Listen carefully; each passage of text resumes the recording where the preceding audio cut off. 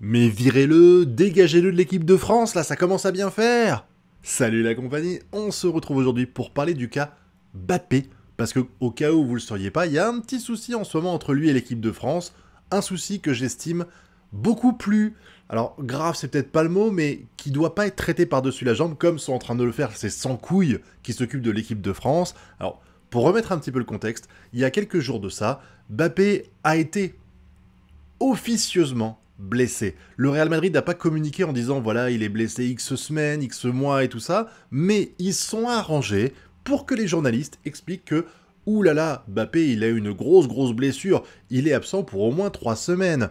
Du coup, le staff de l'équipe de France qui préparait la Ligue des Nations, parce qu'il y a 2 matchs qui arrivent là, elle a demandé, elle a appelé le Real Madrid et elle a appelé le joueur pour savoir ce qu'il en était, etc., pour se renseigner, c'est normal, c'est un des joueurs les plus importants de l'équipe de France, donc il fallait un peu savoir où on en était.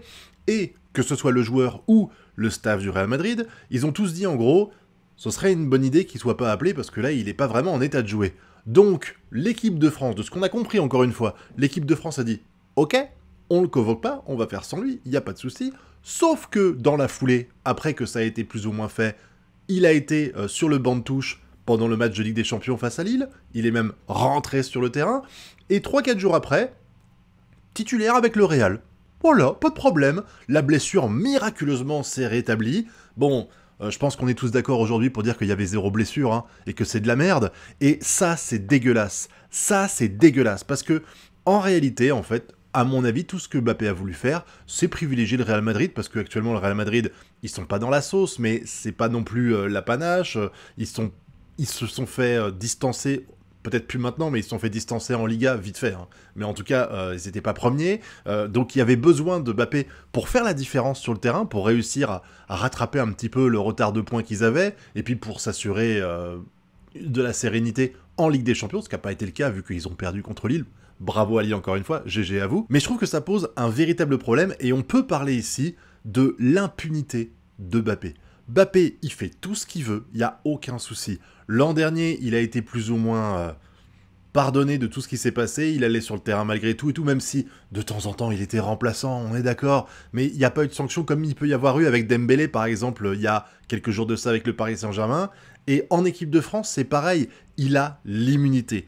On lui a donné le capitanat alors que visiblement tout le monde n'était pas forcément d'accord. Il suffit de voir au Paris Saint-Germain, c'est les joueurs qui ont voté et ils l'ont dégagé, il était même pas dans le top 2 ou top 3 de mémoire. Et là, en équipe de France, il fait ce qu'il veut. Oh, j'ai pas envie, la Ligue des Nations, ça m'emmerde, je préfère jouer avec mon club. Bon, peut-être que le Real Madrid a mis la pression, mais je me rappelle surtout d'une époque où il y avait Hernandez et Mbappé qui étaient respectivement au Bayern et à Paris, qui ont demandé, les 2 clubs avaient demandé à ce qu'on n'appelle pas leurs joueurs parce qu'ils étaient fatigués, et l'équipe de France avait dit bah non, va te faire foutre, parce que jouer en équipe nationale, c'est une chance avant tout, tu représentes ton putain de pays. Et d'ailleurs, ça a été dit, je crois que je peux retrouver vite fait les termes qui ont été employés, mais en gros, que ce soit Diallo, le président de la Fédération française, ou Didier Deschamps, ils ont dit, alors Diallo il avait dit, il n'y a rien au-dessus de l'équipe de France et des sélections nationales, et il avait tenu à peu près le même discours avec, à l'époque, quand il y a eu la pression du Paris Saint-Germain et de Bayern, Deschamps avait dit,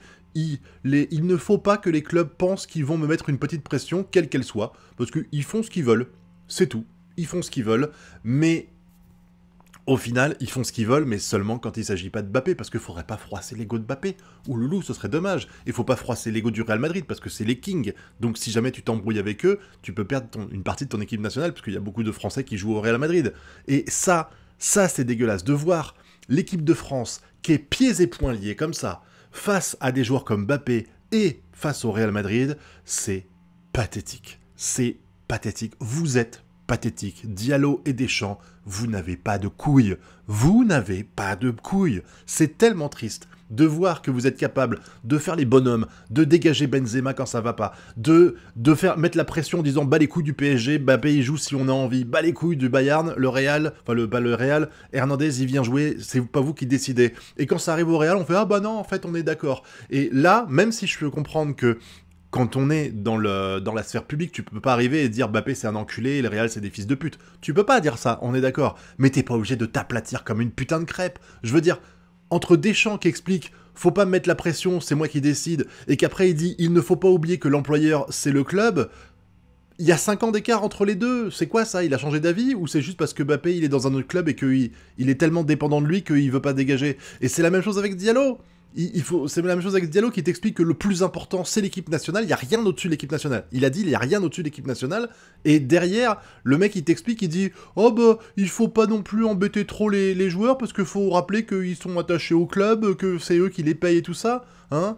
Non, ça va pas, faut arrêter de nous prendre pour des pigeons à un moment donné, putain, mais taper du poing sur la table, taper du poing sur la table. Venir en équipe de France est une putain de chance, et c'est obligatoire, je le rappelle. Je vous rappelle qu'à un moment donné, Thuram, il a pris sa retraite internationale, l'équipe de France avec Raymond Domenech l'a appelé, il était furieux parce que il avait demandé à pu être appelé. Tu peux demander, c'est pas interdit, tu peux dire voilà, j'arrête, c'est fini, mais quand Deschamps l'a appelé, enfin pas Deschamps, quand Domenech l'a appelé, Thuram, il a fait quoi? Eh ben, il a pris ses putains de jambes et il a été sur le putain de terrain, il a enfilé le putain de maillot de l'équipe de France. C'est comme ça que ça fonctionne. Pareil pour Zidane. Il y avait 3 joueurs qui sont revenus à un moment donné avec Domenech.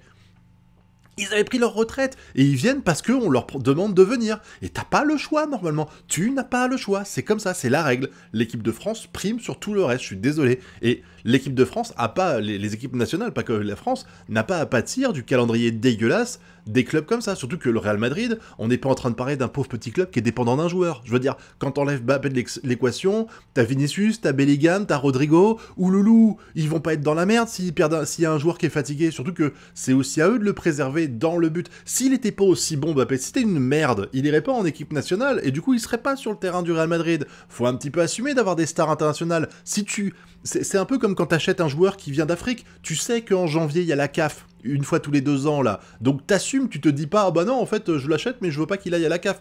Et quand ça arrive, les équipes africaines elles mettent la pression, elles portent plainte et tout, et je rappelle que c'est interdit, si jamais vous le faites, là ça arrivait à un joueur je crois, pendant qu'il a refusé la sélection pendant la CAF, et il a été interdit de jouer avec son club pour le punir, et c'est la FIFA qui a validé tout ça et tout. Là, si la FFF était vraiment casse-couille, elle pourrait faire la même chose avec Mbappé, et Mbappé l'aurait dans le cul, et le Real Madrid l'aurait dans le fion, quoi. Mais, comme c'est Mbappé et Real, eh ben on écarte les fesses, et on dit, vas-y, encule-moi, fais-toi plaisir. Et je trouve que c'est dégueulasse, quoi. La seule solution à faire dans ces cas-là, c'est de le priver d'équipe de France. T'arrives et tu dis, ah ouais, mon con, tu fais ça, et bah bam, 6 mois sans être appelé. Si ça le fait, s'il aime vraiment l'équipe de France, eh ben ça le fera chier, et peut-être que la prochaine fois, il fera des efforts, et s'il s'en bat les couilles de l'équipe de France, eh ben tant pis, et puis on le rappelle pas. Mais je trouve que se rabaisser comme ça, et donner, encore une fois, les pleins pouvoirs au Real Madrid et à Mbappé, les deux à la fois, hein, parce que ce serait Rodrigo, enfin ce serait, comment il s'appelle, ce serait Mavinga, il y aurait pas ça.